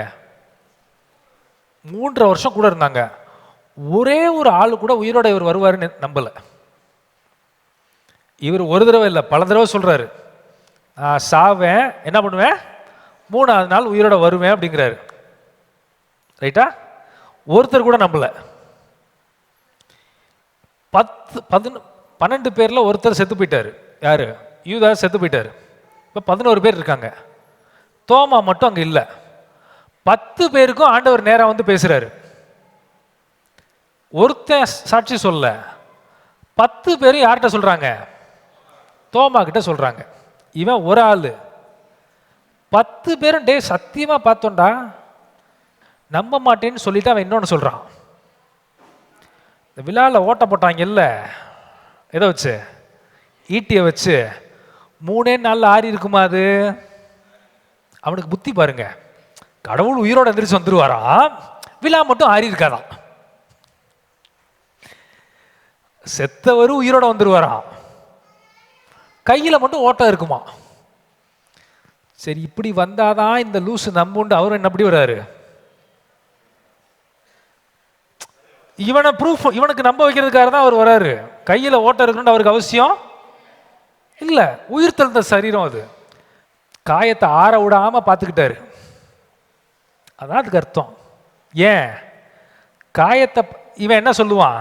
காயம் இல்லாம போனா இல்ல இல்ல, அது எப்படி 3 நாள் இல்லடா, நான் உயிரோட வந்த ஆளுக்கு எனக்கு காயம் ஆறாதடா. அங்க ஆண்டவருக்கு என்ன இருந்துச்சு? ஓட்ட போட்ட காயம் இருந்துச்சு. நான் காயத்தை பார்த்தா தான் என்ன பண்ணுவேன்? நம்புவேன். அதனால நீங்க எப்படி வரணும்? விழால காயத்தோடையும் கையில காயத்தோடையும் வந்தாதான் நான் என்ன செய்வேன்? நம்புவேன். சரி, ஆக்கிட்டோம், வேற வழி இல்லை. ஆற என்ன பண்ணக்கூடாது? அதான் அர்த்தம். உயிர் தெழுந்த சரீரத்தில் எப்படி காயம் இருக்கும்? சரி, ஆறாம பார்த்துக்குவோம். எனக்கு நம்ம நம்ப சொன்னாலும் இது என்ன பண்ணாது? நம்பாது. நான் என்ன பண்ணிட்டேன்? இந்த மாதிரி கலண்டதுகள்லாம் நான் என்ன பண்ணிட்டேன்? பிள்ளையாவும் ஆக்கிட்டேன். இவங்களுக்காக நான் என்ன பண்ணிட்டேன்? ரத்தமும் செஞ்சிட்டேன். சரி, வேற வழி இல்லை அப்படின்ட்டு வராரு. ஏய், இங்க வாடா தோமா, வா தொட்டுப்பார். ஆமா சாமி, ஆமா ஆமா ரைட்டு. இவனுக்கு எவ்வளோ கம்மியான புத்தி இருக்கோ அந்த அளவுக்கு என்ன குறைக்க வேண்டியதா இருக்கு ஆண்டவரும். ஆமா ஆமா சாமி, தெரியாம சொல்லிட்டேன், நம்பிட்டேன், மன்னிச்சிருங்க அப்படின்னு சொல்லிட்டு, இந்த கதைக்காக நான் இங்க வரல. அவர் ஒன்று சொல்றாரு. யோவான் 20:29 சொல்றாரு, அதற்கு இயேசு, தோமாவே, நீ என்னை கண்டதினால் விசுவாசித்தாய், காணாதிருந்தும் விசுவாசிக்கிறவர்கள் பாக்கியவான்கள் என்றார். சரி, இப்ப நான் கேட்கிறேன், இயேசு கிறிஸ்துவோட கூட 3 வருஷம் இருந்து அவர் மரிச்சு அவர் உயிரோட வந்து காயத்தை தொட்டு பார்த்து நம்பினவனை விட காணாம நம்புறவன் எப்படி பாக்கியவானா இருப்பான்? நீ எல்லாம் தொட்டு பார்த்து நம்புற, என் கண்ணை பார்த்து நம்புற, உன் கண்ணு காமிக்கிற விஷயத்தை பார்த்து நீ நம்புற. இன்னும் கொஞ்ச நாள்ல ஒன்று நடக்க போகுது. என்ன நடக்க போகுது? பிதாவினால் வாக்குத்தத்தம் பண்ணது நிறைவேறும்படி எருசலேமில் தரித்திருங்கள். இன்னும் கொஞ்ச நாள்ல விசுவாசி நம்புவான். என்னைய பார்க்கறதுனால மட்டும் இல்ல, ஆவியினால அவன் மொத்தமும் நம்புவான். அவன் மொத்த சரீரத்துக்கும் தெரியும் இதுவரை தான் கிறிஸ்து அப்படின்ட்டு. அல்லேலூயா. இன்னும் கொஞ்ச நாள்ல என்னோட அபிஷேகத்தை நான் அனுப்ப போறேன். நீ பார்த்ததுனால உன்னால ஒன்றும் செய்ய முடியாது. நீ பார்த்த பரிசுத்த ஆவியின் நிறைவு வர்றதுக்கு முன்னாடி எனக்கு சாட்சியா நீ என்ன பண்ண முடியாது? இருக்க முடியாது. இன்னும் ஒரு சில நாள்ல பெந்தைக்கோஸ்தேன்னு ஒரு நாள் வரப்போகுது. இயேசு கிறிஸ்து உயிர் தெழுந்து 40வது நாள்ல பிதாவினால் வாக்குத்தத்தம் பண்ணப்பட்ட பரிசுத்த ஆவியினால நான் அனுப்ப போறேன். வெயிட் பண்ணு, எருசலேம்ல போய் காத்துரு. 120 பேர் காத்திருந்தாங்க. அங்க ஆவியானவர் இறங்கி வந்தாரு. இவன் கண்ணு மட்டும் தானே இவனுக்கு தெரிஞ்சு, தொட்டு பார்த்தது மட்டும் தானே தெரிஞ்சு. இவன் ஆவியினால் நிரப்பப்பட்டவனுக்கு கிறிஸ்து தான் வழிங்கிறது அவன் மொத்தத்துக்கும் தெரிஞ்சிச்சு. ஆவியில தெரிஞ்சு ஆத்துமால உணர்றான், இவர் தான் கிறிஸ்துவாங்கிற அந்த ஐடியாவே மொத்தமா அவனுக்கு புரியுது. தரிசனம் பார்க்கறான், அற்புதம் நடக்குது, அடையாளம் நடக்குது, கண்ணா பின்னா நடக்குது. இதை வச்சுதான் ஆண்டவர் தோமாட்ட சொன்னாரு, நீ பார்த்ததுனால நம்புற, இன்னும் கொஞ்ச நாள்ல ஆவியினால ஒருத்தன் நம்புவான். அவனோட எக்ஸ்பீரியன்ஸ் உன்னோட பல மடங்கு ஜாஸ்தியா இருக்கும். அதை வச்சு அவன் சாட்சியா நிற்பான். எப்போ வரைக்கும் நிற்பான்? நான் வர்ற வரைக்கும் நிற்பான். சபைக்கு பிரச்சனை வந்துச்சு, பேதுரு போய் நின்று பேசுறாரு, 3000 பேர் ரட்சிக்கப்பட்டான். அவன் என்ன பேசினார்? அவரு பழைய ஏற்பாட்டு கதையை திரும்ப சொல்றாரு, வேற ஒன்றும் அவர் சொல்லலை. ஆனால் அந்த ஜனங்களுடைய இருதயம் வெட்டப்பட்டுச்சுன்னு போட்டிருக்கு. அதுதான் ஆவி. இதுதான் ஆவியினால் நிறுத்தப்படுகிற வாழ்க்கைங்கிறது. நீ பார்த்ததுனால மட்டும்தான்ப்பா நம்புற, இன்னும் கொஞ்ச நாள் ஆவியினால நிரப்பப்பட்டு ஒருத்தன் நம்புவான், அவன் உன்னோட பாக்கியமான இருப்பான். இதுதான் அந்த வசனத்தோட அர்த்தம். இதனால தான் நம்ம இன்னைக்கு ஆரம்பிக்கும் போது சொன்னோம், என்ன சொன்னோம்? நம்பிக்கையும் ஆவியினால், விசுவாசத்தினாலும் ஆவியினாலும் இயக்கப்படும் வாழ்க்கை. இங்கே இருக்க ஒவ்வொருத்தரையும் ஆண்டவர் அதுக்கு தான் தெரிஞ்சிருக்காரு. வெறுமனே நீங்கள் வார்த்தையை மட்டும் நம்பி வாழ்றதுக்கான நம்பணும், 100க்கு 100 நம்பணும். அதோட விசுவாச வாழ்க்கை நிற்காது. அதுக்கு மேலே ஆவியானவர்னு ஒருத்தர் வருவார். அப்போ நீங்கள் மொத்தமாக புரிஞ்சுக்குவீங்க, கிறிஸ்துவே வழி, கிறிஸ்துவே சத்தியம், கிறிஸ்துவே ஜீவன். 2 விஷயத்த சொல்லி நான் முடிக்கிறேன். ஒன்று, உங்கள் ஆவிக்குரிய வாழ்க்கை. ஆண்டவர் என்ன சொன்னாரோ சின்ன பிள்ளை மாதிரி நம்பிடணும். நம்புறது ஈஸி, அதை நம்ம காம்ப்ளிகேட்டடாக ஆக்கிடுவோம். நம்ம ஆக்கிடுவோம், இல்லாட்டி பிசாசு ஆக்கிடுவான். நம்புறது ஈஸி, நம்புறது ஆக்சுவலி ஈஸி, நம்ம கஷ்டம் ஆக்கிடுவோம். காடு சொல்கிறாரா ஒன்றும் ஆகாதுன்னு சொன்னால் நம்பிடுங்க, சிம்பிளாக நம்பிடுங்க. அதுக்கு 78 கொஷின் மார்க்கை போட்டு கன்ஃபியூஸ் ஆகாதீங்க, குழம்பாதீங்க. காடு சிம்பிளாக ஒன்று சொல்கிறாரா, சிம்பிளாக நம்பிடணும். ரொம்ப உட்காந்து யோசித்து அதை முடக்காக்கி நம்பாமல் இருக்கக்கூடாது, சிம்பிளாக நம்பணும். அதே மாதிரி நேச்சுரல் லைஃப், உங்கள் வாழ்க்கை மீதி இருக்குது, வேலை இருக்குது, படிப்பு இருக்குது, இல்லாட்டி குடும்ப வாழ்க்கை இருக்குது, எல்லாத்தையும் சிம்பிளாக நம்புங்க. புள்ள படிக்குதா, நல்லா படிக்கும், சிம்பிள். சுமாராக படித்தாலும் பரவாயில்ல, நல்ல வேலைக்கு வரும், நம்புங்க. நல்லா படிக்கும், நம்புங்க. பொண்ணு பார்க்குறீங்க, மாப்பிள்ளை பார்க்குறீங்க, நல்ல பையனும் நல்ல பொண்ணா அமையும்னு நம்புங்க. வேலை பார்க்குறோம், அந்த ஆள் திட்டாரா, வேலை பார்க்குறது 10 ரூபாய்க்கு 100 ரூபாய்க்கு வேலை பார்க்குறோம். 10 ரூபா எதுக்கு? 100 ரூபா சம்பளம் வாங்குறோன்னு வச்சுக்குவோம், 10 ரூபா எதுக்கு? அவன் பேசுறத கேட்கறதுக்கு. ரைட்டா? ஏதோ கோபமாக இருக்கிற ஒரு வீட்டில் ஏதோ பிரச்சனைங்க, அந்த அம்மா திட்டிருக்கோம், யாரை திரும்ப அந்த அம்மாவை என்ன பண்ண முடியாது, திட்ட முடியாது. நம்மக்கிட்ட வந்து ஏதோ உருங்க இருக்காரு, அவ்வளோதான், சிம்பிள். வாழ்க்கைங்கிறது ஆக்சுவலி ரொம்ப சிம்பிள்.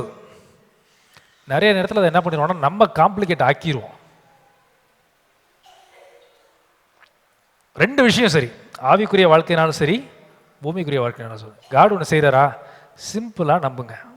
சின்ன பிள்ளையை தூக்கி ஜெரிக்கு 3 வயசு இருக்கும்போது நான் கூப்பிட்டா கைப்பிடிச்சு வரான்ல, அந்த நிலைமைக்கு வந்துட்டோம்னா அதுதான் உயர்ந்த விசுவாசம், அதுதான் உயரிய விசுவாசம். Simple faith is the highest faith. உயர்வான விசுவாசம் எதுன்னு கேட்டால், சிம்பிளாக நம்ப பழகிறது தான் உயர்வான விசுவாசம்.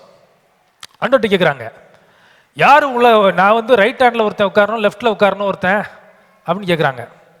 சிங்காசனத்தில் போய் உட்கார்றவன் உங்களுக்கு எல்லாருக்கும் என்னவா இருக்கணுமா, அடிமையாக இருக்கணும் அப்படின்றார். அப்படின்னா என்ன அர்த்தம்? உயர்வான விசுவாசம் எதுன்னு கேட்டால், சிம்பிளாக ஒருத்தருக்கு நம்ப முடிஞ்சுன்னா அதுதான் உயர்வான விசுவாசம், அதுதான் மெச்சூர்டு விசுவாசம், அதுதான் உயர்வான விசுவாசம். ஆவிக்குரிய கால்குலேஷனுங்கிறது வேற, பூமிக்குரிய கால்குலேஷனுங்கிறது வேற. எது உயர்ந்த விசுவாசம்னா சிம்பிளாக நம்புறது, ஈஸியாக நம்புறது. அதுக்குன்னு மூட நம்பிக்கை நம்பக்கூடாது, புரிஞ்சுக்கணும். புரியுதா? ஆண்டவர் ஒரு விஷயத்த சொல்கிறாரா, இணைச்சாரா நல்ல மனுஷன், இணைச்சாரா நல்ல ஒய்ஃபு, புள்ள ஒரு மாதிரி இருக்கா நல்ல புள்ள. ஏன் சொல்லுது? பிள்ளைகள் கர்த்தரால் வரும் சுதந்திரம்.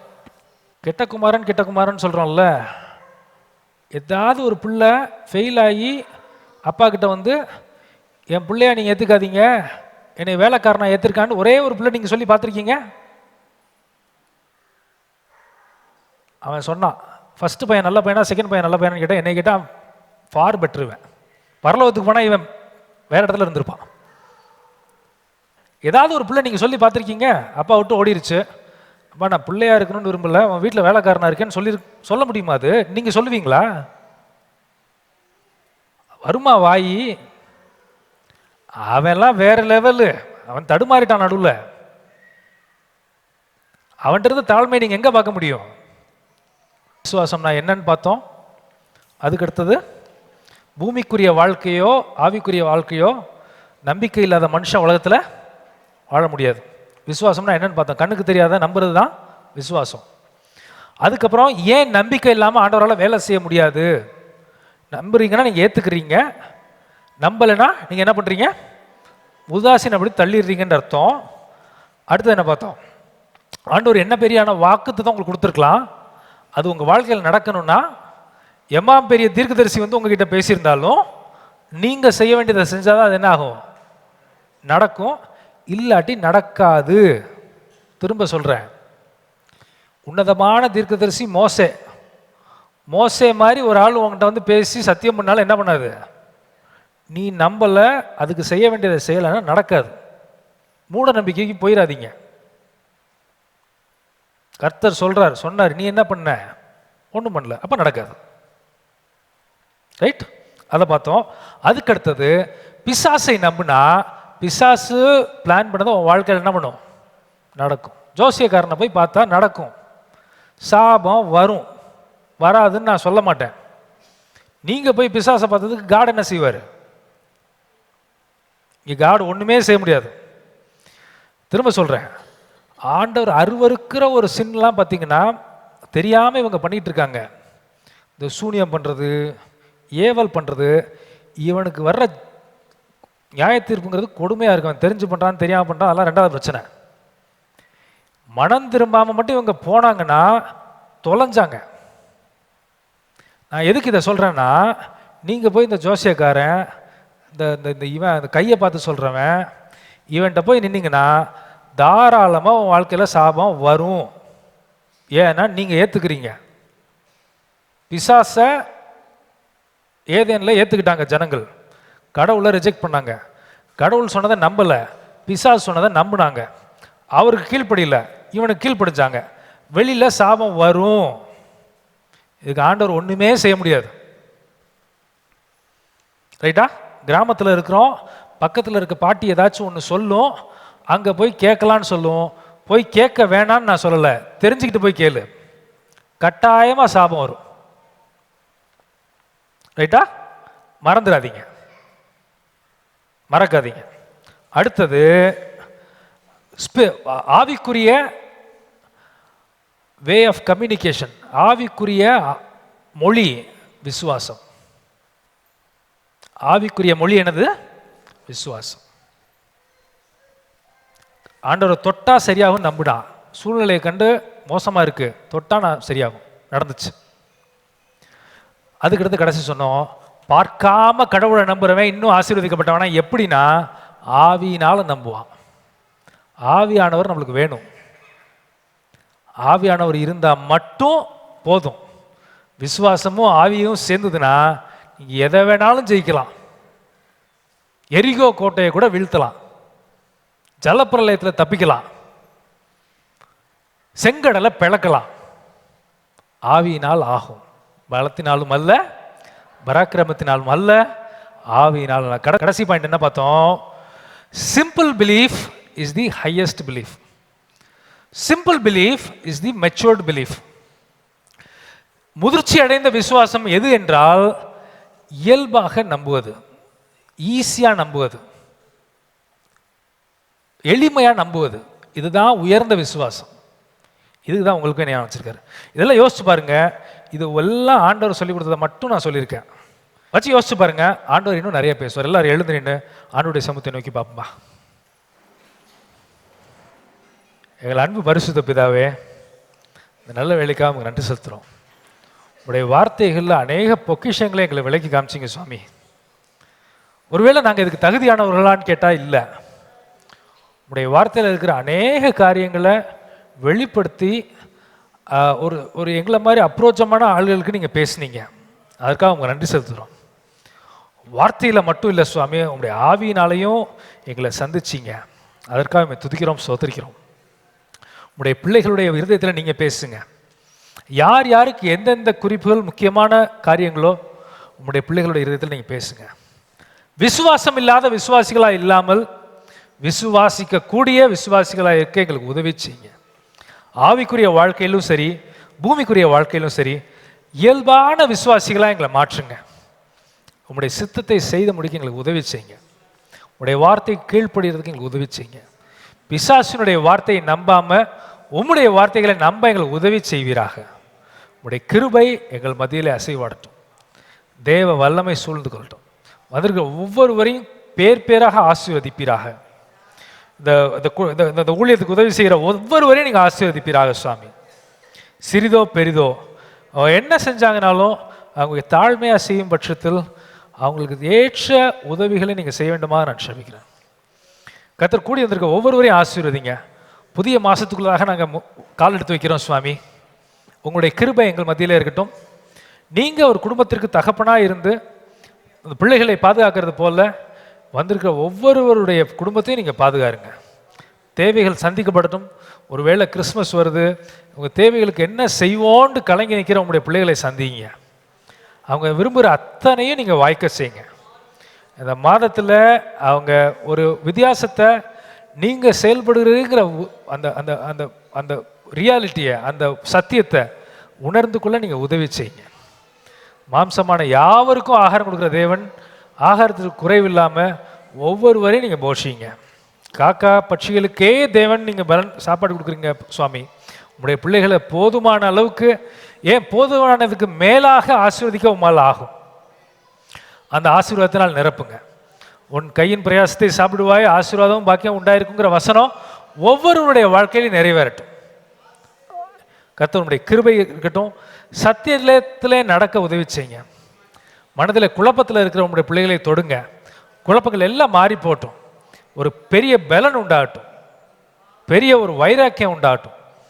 எப்படி சவுலுக்கு வந்த வைராக்கியத்தினால என்னை பின்தொடர்ந்து வாங்கங்கிற அந்த ஒரு உத்வேகத்தை அவனுக்கு கொடுத்தீங்க சுவாமி.